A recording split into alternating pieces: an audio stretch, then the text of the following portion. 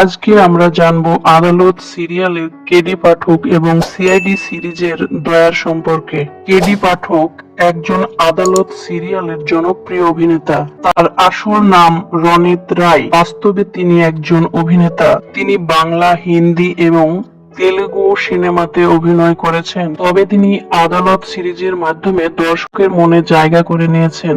তিনি আদালতের প্রতিটি এপিসোডের জন্য 1,30,000 টাকা নিয়ে থাকে।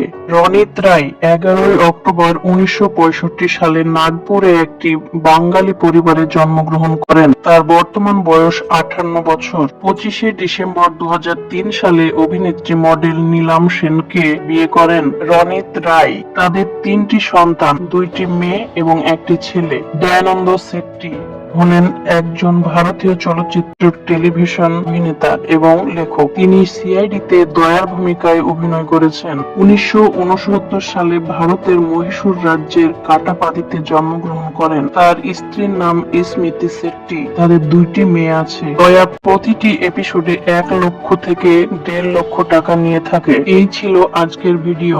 সবাই ভালো থাকবেন।